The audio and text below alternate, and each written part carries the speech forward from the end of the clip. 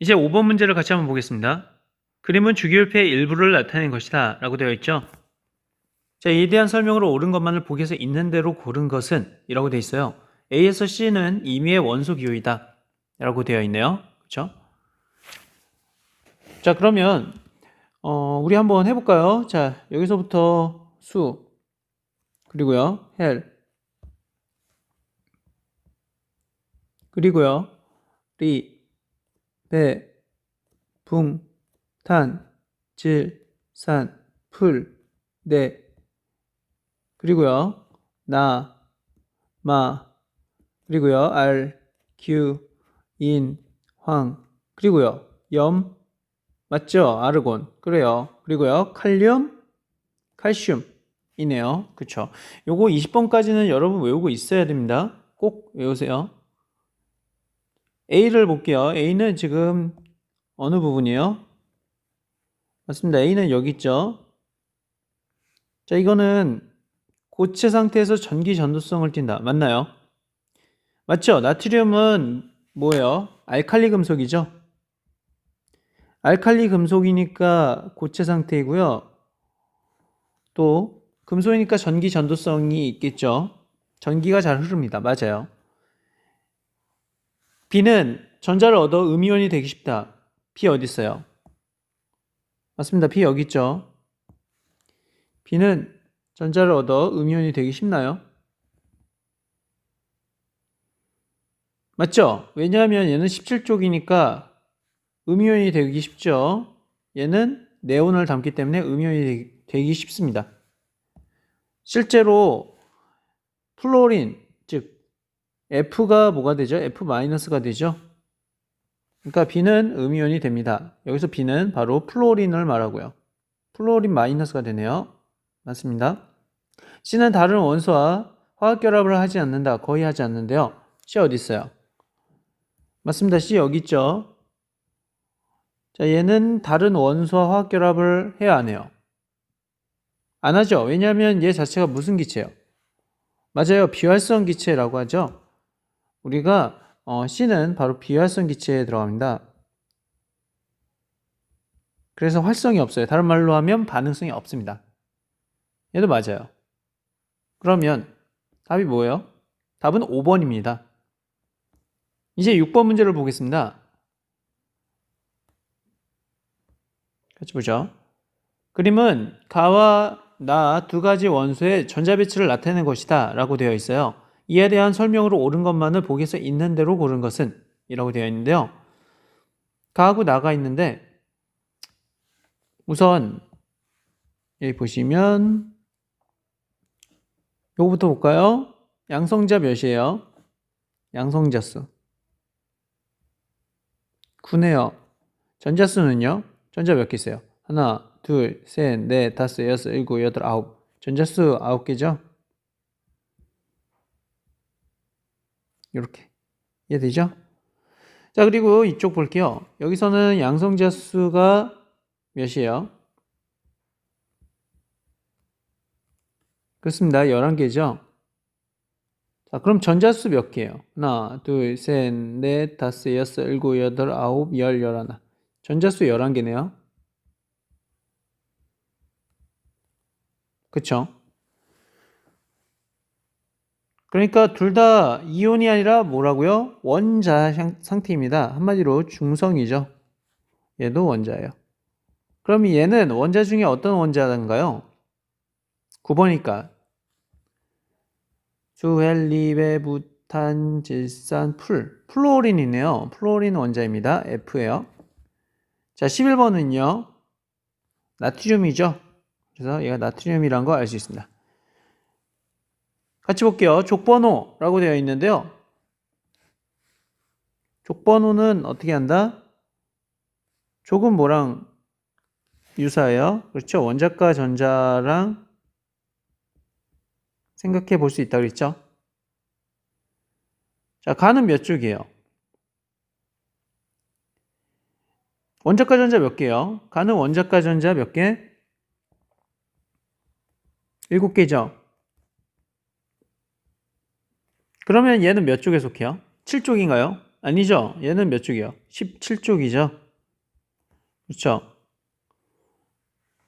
1하고 2쪽 하고 이제 3에서 12종은 이제 빈칸이고 13에서 14, 15, 16, 17, 18 이런 식으로 한다고 그랬죠.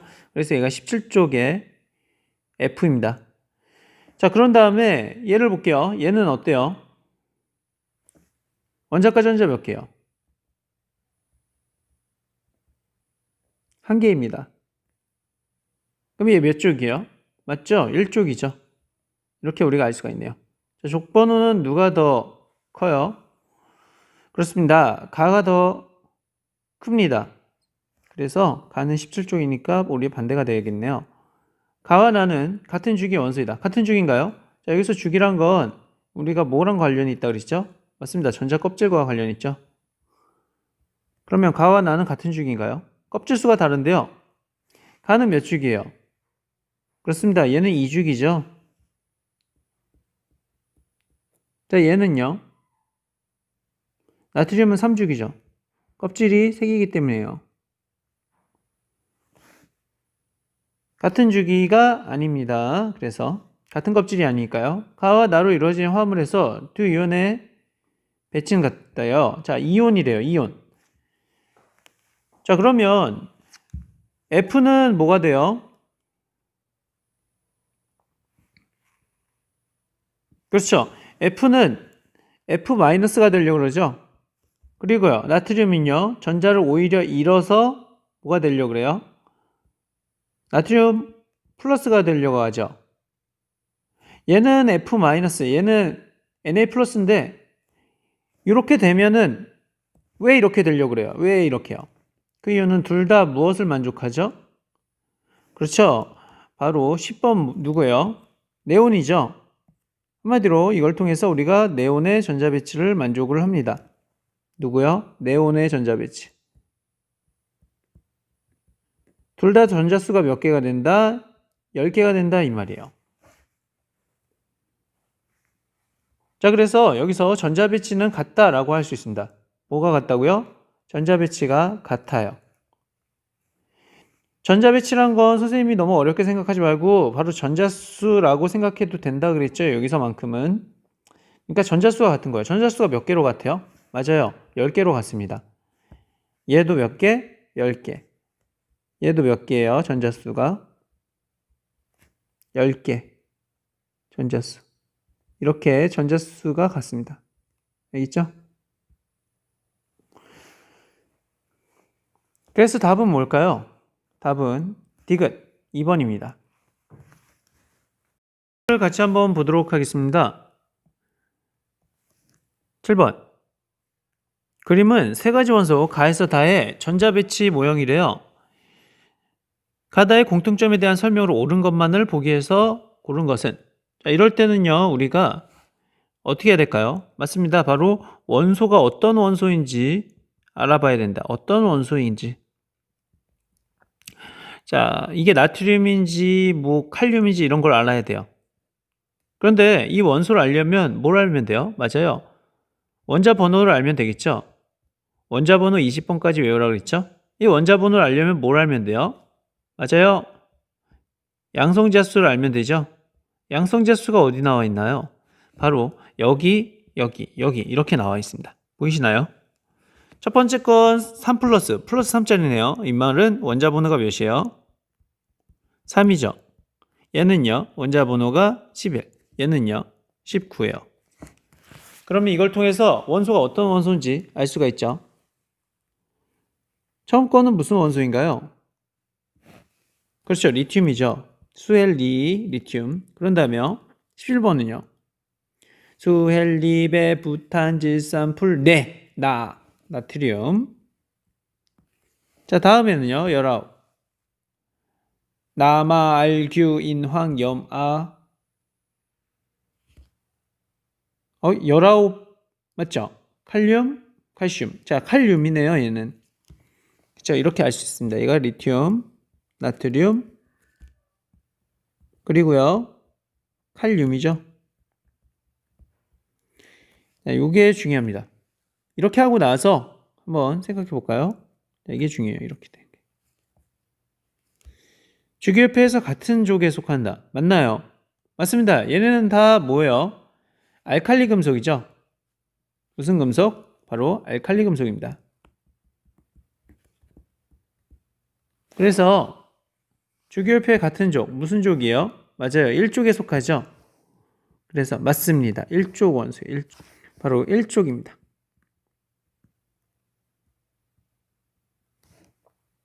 주기율표에서 같은 족인가요? 같은 족은 아니죠. 그리고 여기서 족이란 건 뭐라고 그랬어요? 맞아요. 바로 원자과 전자로 그랬죠. 원자과 전자수가 어때요? 한 개로 같죠. 그러니까 원자과 전자수가 같다는 건 같은 족에 들어간 것도 많습니다. 자, 주기율표의 같은 주기. 주기란 건 뭐라고 그랬죠? 전자껍질이라고 그랬죠? 전자껍질이 같나요? 다르죠? 그럼 리튬은 몇 주기예요? 2주기. 나트륨은 3주기. 칼륨은 4주기. 왜 껍질 수가 그렇게 있죠? 물과 반응해서 수소기체를 발생한다. 맞죠? 그래서 답은 기억과 디귿. 답은 3번입니다. 니은은 틀렸어요. 같은 주기가 아니니까요. 이제 실력 형상 문제를 같이 한번 풀어보도록 하겠습니다. 38쪽입니다. 그림은 주기율표의 일부를 나타낸 것이다. 자, 굉장히 주기율표 많이 나오죠? 꼭 알아주셔야 됩니다. A2에 대한 설명으로 옳은 것만을 보기서 있는 대로 고른 것은? 이라고 되어 있는데요. 이런 문제는 우리가 이게 각각의 원소가 무엇인지 아는 게 중요합니다. 같이 보겠습니다. 여기 족이 1족, 2족, 13족, 14, 15, 16, 17, 18족 이렇게 있네요. 이번엔 주기를 한번 보겠습니다. 주기가 몇 주기예요? 1주기부터가 아니죠? 2주기부터죠. 그렇죠? 그러면 1주기에 해당하는, 즉 첫 번째 껍질에 해당하는 수소 헬륨을 제외하고 나머지죠. 자, 수헬 다음에 뭐예요? 맞아요. 리튬이죠. 그래서 여기가 리튬이 들어갑니다. 그리고요.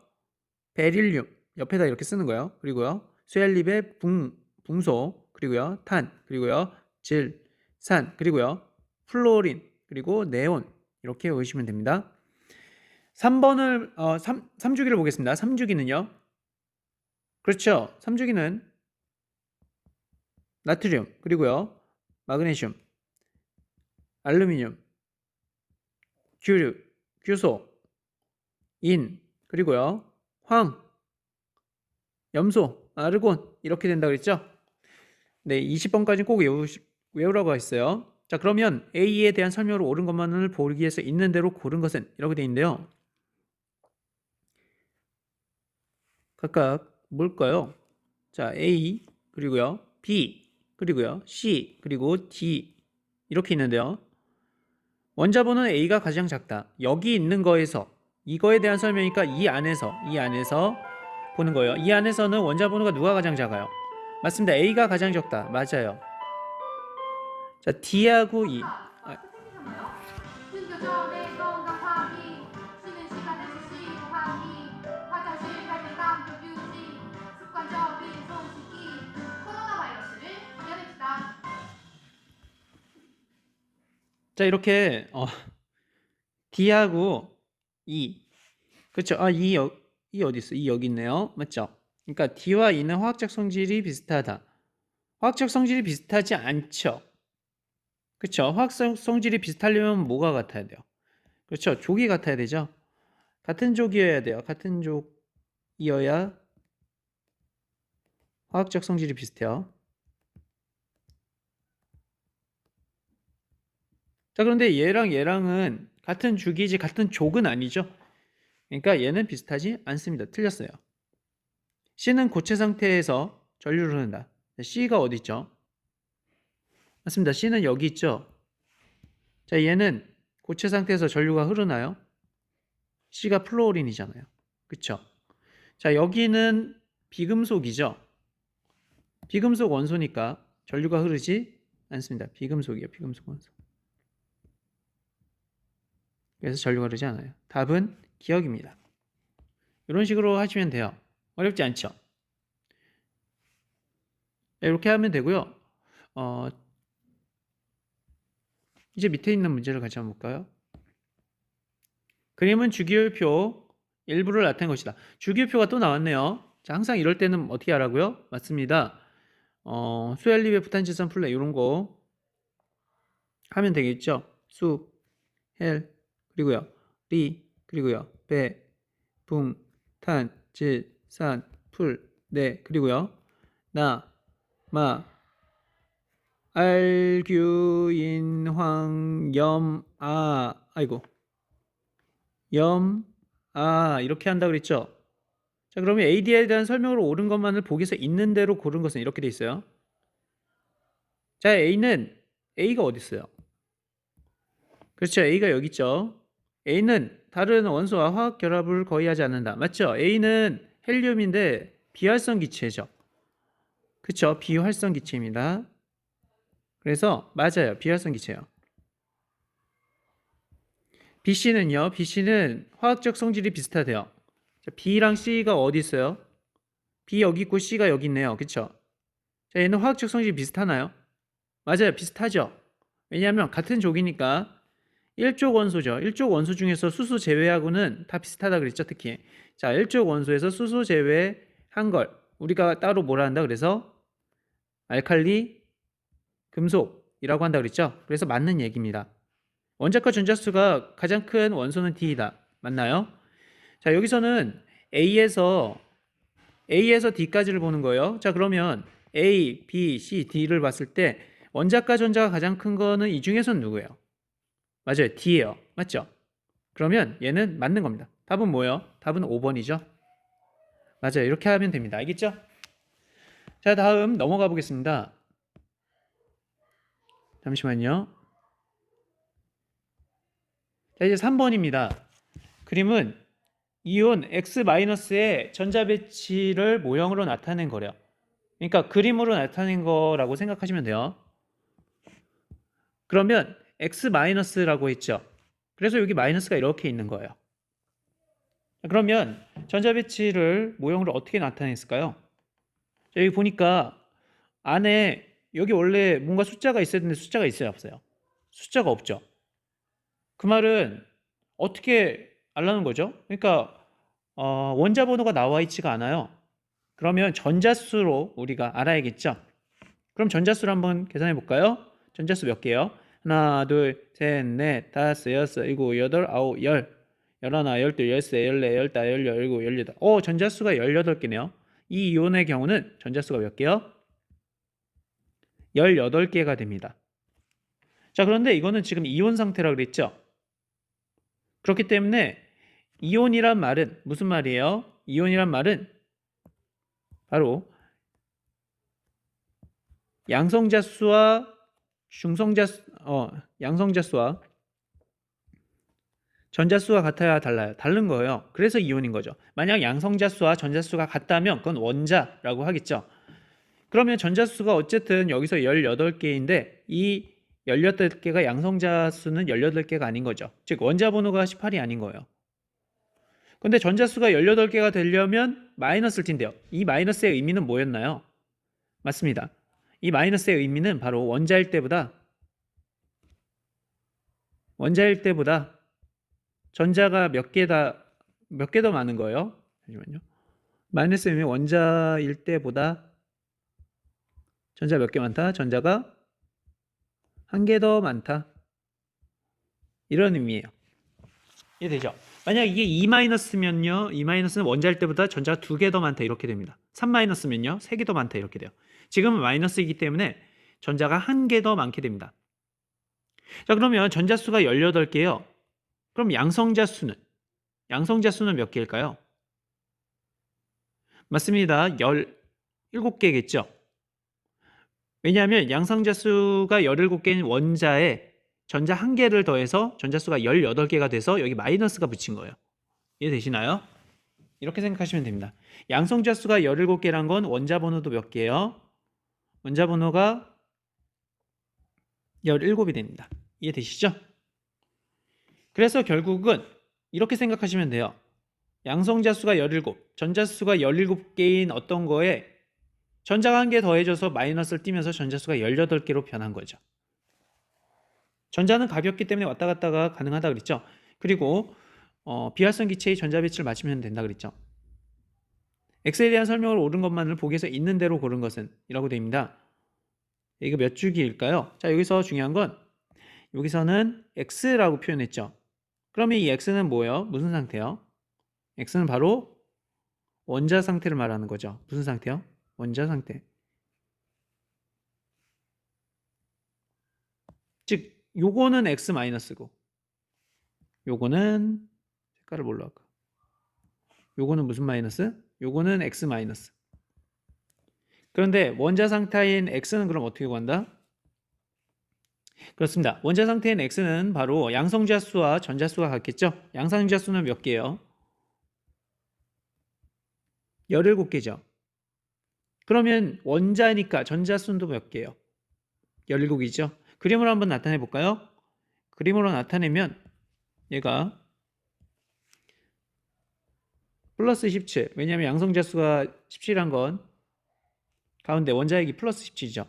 전자수가 몇 개? 17개란 말입니다. 하나, 둘, 셋, 넷, 다섯, 여섯, 일곱, 여덟, 아홉, 열. 그리고요. 열하나, 열둘, 열세, 열네, 열다, 열여, 열일곱. 여기 빈칸이 하나 있네요. 그쵸? 이 빈칸. 자, 이건 몇 주기 원소예요? 맞습니다. 3주기죠. 껍질이 3개니까요. 3주기 원소 맞습니다. 원자과 전자수는 8개이다. 아니죠? 몇 개예요? 맞습니다. 원자과 전자수는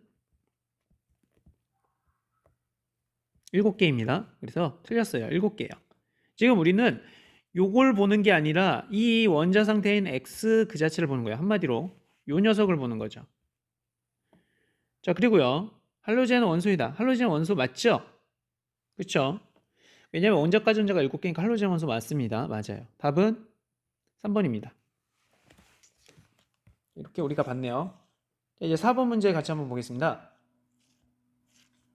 그림은 나트륨과 플로린의 화학 결합 모형을 나타낸 것이다 라고 되어 있습니다. 10번 문제를 같이 한번 풀어보도록 하겠습니다. 그림은 리튬, 나트륨, 칼륨 조각에 물을 넣었을 때 반응 모습을 순서 없이 나타낸 것이다 라고 되어 있죠. 자, 여러분 리튬, 나트륨, 칼륨 꼭 외워야겠죠. 이건 뭐예요? 맞습니다. 바로 알칼리 금속이죠. 이것을 우리가 알칼리 금속이라고 합니다.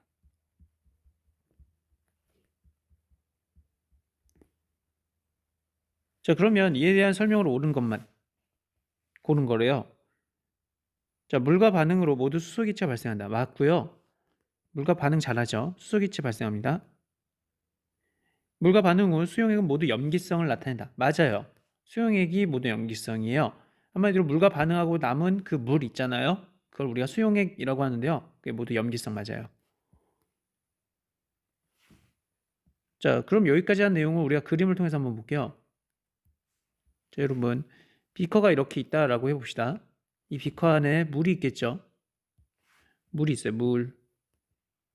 물이 그렇게 있는데요. 아무래도 여기 뭐가 있다고요? 예, 이렇게 금속 조각이 있겠죠. 알칼리 금속 조각이 있어요. 이 반응을 합니다. 반응이 굉장히 폭발적으로 하죠.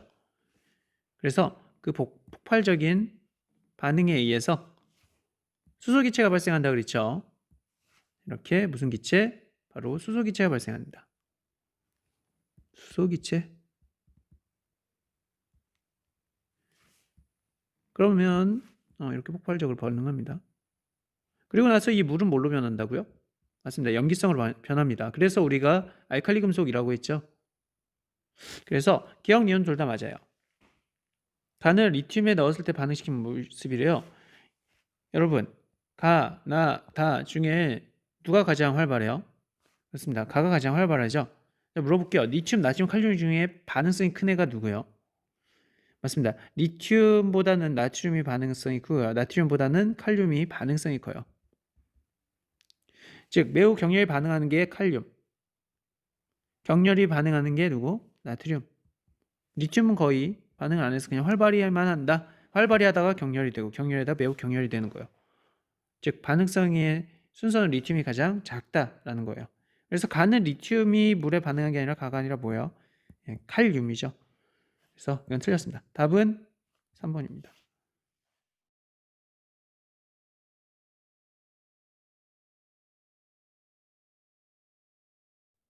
안녕하세요. 이번 시간에는 저와 함께 지금까지 배운 내용을 교과서를 통해서 다시 한번 확인하는 시간을 갖도록 하겠습니다.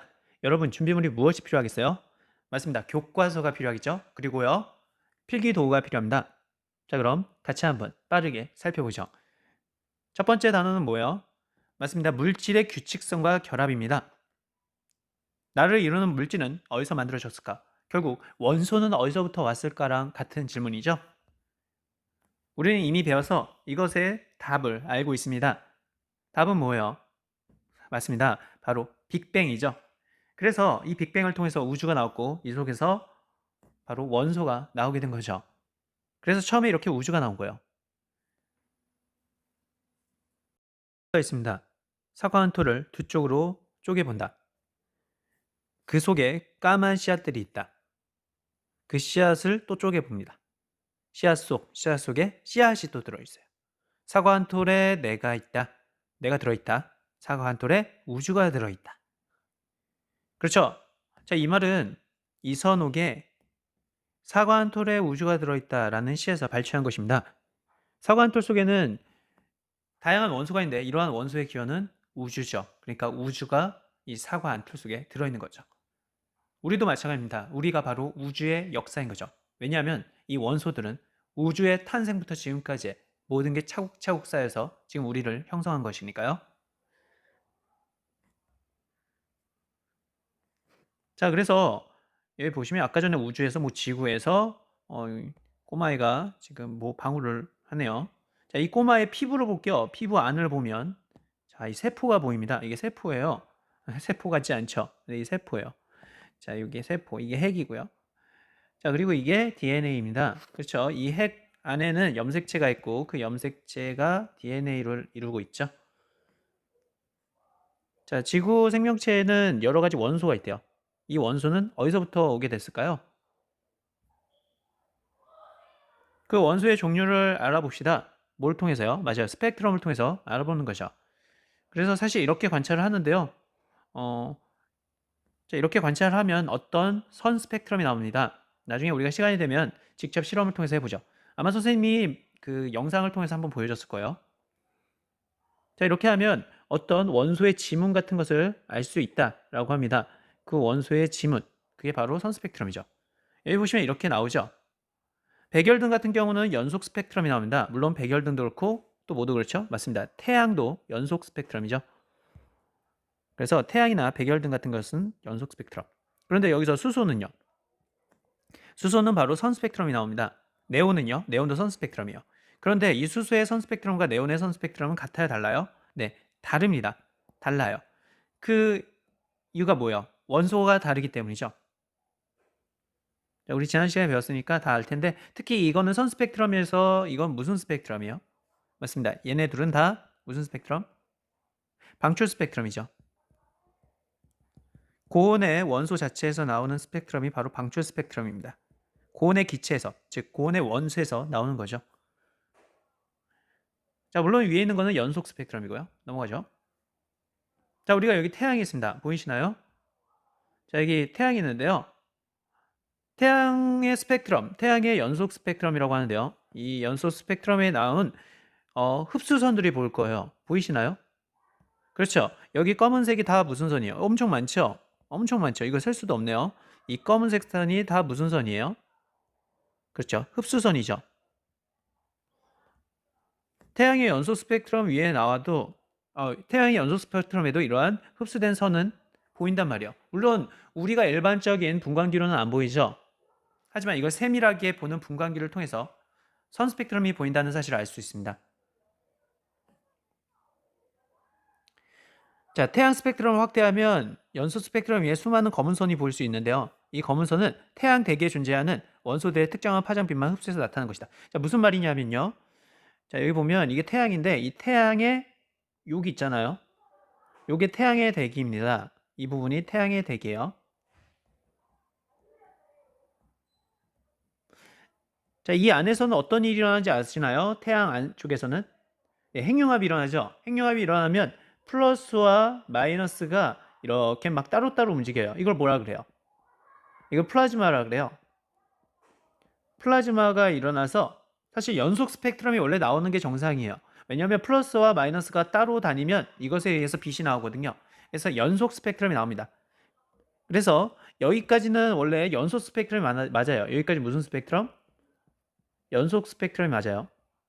그런데 이렇게 연속 스펙트럼이 나오는데 이 태양의 바깥층, 바로 이곳에는 어때요? 이곳은 태양의 대기 부분이죠. 자, 이곳은 상대적으로 온도가 높아요, 낮아요? 상대적으로 온도가 낮습니다. 그래서 이곳은 바로 뭘로 돼 있어요? 태양은 대부분 수소로 돼 있죠. 안에도 수소가 있지만 그 수소가 안에서는 플라즈마 형태로 되어 있는 거고요. 그리고 핵융합까지 일어나니까요. 근데 밖에서는 이게 수소 기체 형태로 되어 있습니다. 그러면 아까 전에 나오는 이 무슨 스펙트럼? 맞습니다. 연속 스펙트럼 있죠. 자, 여기서 나오는 이 연속 스펙트럼, 이 스펙트럼이 이제 여기 나오다가 여기를 거치잖아요. 이곳을 거치잖아요. 그렇죠? 그러면 수소는 고온이에요, 저온이에요? 저온이죠. 그래서 이 저온의 수소를 거치니까 여기서 빛을 일부 흡수합니다. 빛을 흡수해요. 그러면 그곳이 빛을 흡수하면 그게 선으로 나오겠죠. 검은 선으로 나와요. 검은 선. 누가 빛을 흡수한다? 수소기체. 겉표면에 있는 이 수소기체가 연속 스펙트럼의 일부를 흡수한다고요. 그게 바로 이 흡수선입니다. 이 흡수선은 결국 겉에 수소 대기의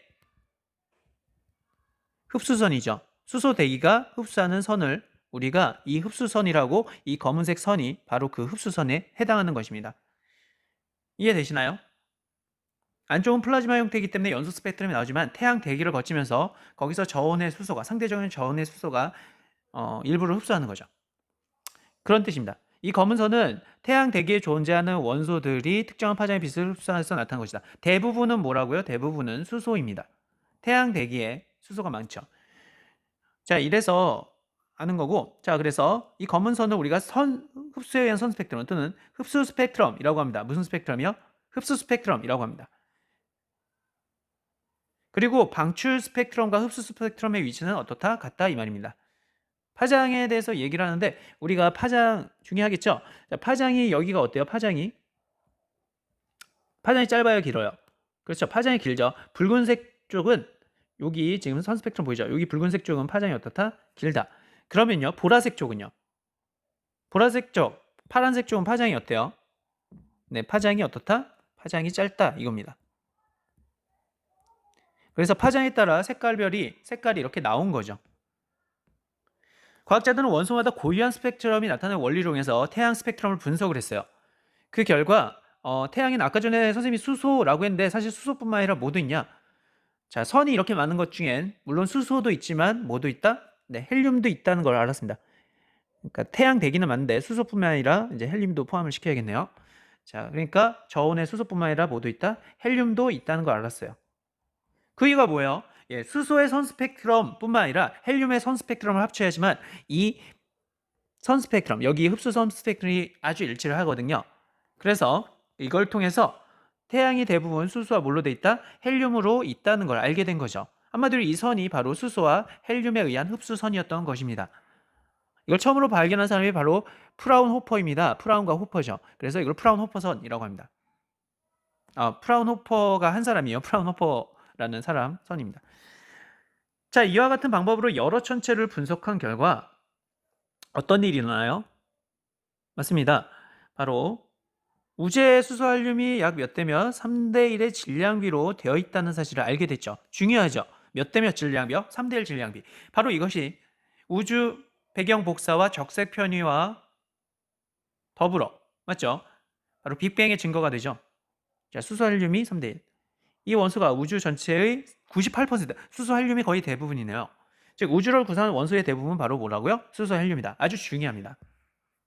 자, 그래서 이걸 분석을 어떻게 하냐? 자, 여기 보여요? 자, 이게 별자리예요. 검은고 자리라고 합니다.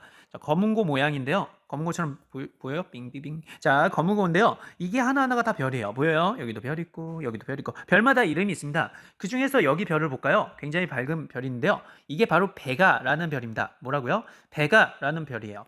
별이니까 스스로 뭘 내요? 빛을 내죠. 그렇죠. 배가니까 이건 스스로 빛을 내요. 뭘 통해서요? 네. 별은 다른 말로 항성이라고 하고요. 그 이유는 바로 핵융합을 통해서죠. 그렇죠. 수소가 뭐 헬륨이 되고 이러한 과정을 통해서 핵융합을 통해서 이렇게 엄청난 빛이 나오게 됩니다. 그럼 이 빛이 지금 우리 눈까지 오잖아요. 맞죠? 눈까지 오면 이거를 스펙트럼으로 이걸 가까이 되는 거예요. 스펙트럼 통해서 분광률을 통해서 보면 바로 이 선이 나옵니다. 보이시나요? 자, 이렇게 돼요. 볼게요. 검은고 자리의 배가. 자, 배가 요거죠. 자, 요거의 스펙트럼을 보는 건데요. 연소 스펙트럼. 태양과 마찬가지로 태양도 우리가 항성이잖아요. 별이잖아요. 태양도. 그것과 마찬가지로 연소 스펙트럼 위에 어떤 흡수한 선이 나타나는데요. 그 선을 통해서 그 별의 구성 원소를 알 수 있죠. 태양과 같은 경우는 아까 전에 구성 원소가 뭐였을까요? 맞습니다. 수소와 헬륨이었습니다. 배가는 어떤 걸까요? 자, 그거는 그걸 통해서 수소, 헬륨이 대부분 많이 있거든요. 자, 여기 보시면은 그렇게 해서 본 이게 배가의 선 스펙트럼인데요. 이걸 보면 검은 선은 바로 수소의 흡수에 의한 선 스펙트럼이란 걸 알 수가 있죠. 이거 다 수소에 의한 겁니다. 네, 다른 건 약간 헬륨도 섞여 있고요. 이런 걸 통해서 대부분의 별들은 수소가 굉장히 많고 그게 헬륨으로 되는 핵융합 과정이 거치는구나. 그것을 우리가 주계열성이라고 합니다. 그렇죠? 네, 주로 그 부분에 태양이나 이런 별들이 주로 수명 다하기 전에 그 기간을 거친다. 주계열성이라고 합니다. 우주를 구성하는 원소 중 가장 높은 비율을 차지하는 두 원소가 무엇일까요? 그렇죠. 뭐예요? 산소와 뭐예요? 수소예요. 산소와 수소. 맞아요. 뭐야 이거?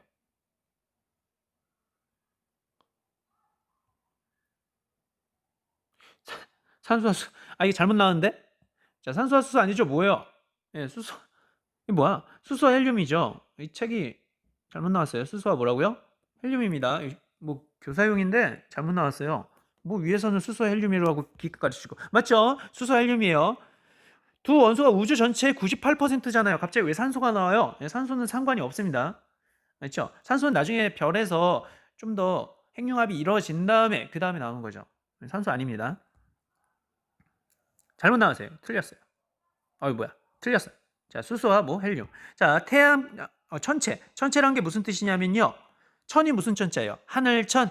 하늘의 물체죠, 그럼. 하늘의 뭔가 물체 이런 뜻인데 그러니까 하늘에 있는 것은 다 천체라고 합니다. 정확히 말하면 우주에 있는 것이죠. 우주에 있는 것. 뭐가 있어요? 우주에 있는 것. 그렇죠. 행성 이런 것도 천체고요. 또요. 항성도 천체고요. 별 이런 거 천체고요. 은하 이런 것도 천체예요. 다 천체예요. 알겠어요? 성운 이런 것도 천체예요. 눈에 우주에 있는데 눈에 보인다. 이런 건 다 천체예요. 알겠어요? 성운은 이제 그 구름 문자를 써서 별이 나중에 생성되는 그 구름 덩어리죠. 자, 이렇게 생각하시면 됩니다. 가스덩어리라고 생각하시면 되고 하늘의 물체 이걸 천체라고 하는데 뭐 그러니까 구름 이런 걸 뜻하는 게 아니라 뭐라고요? 정확히? 맞습니다. 우주에 있는 걸 말해요.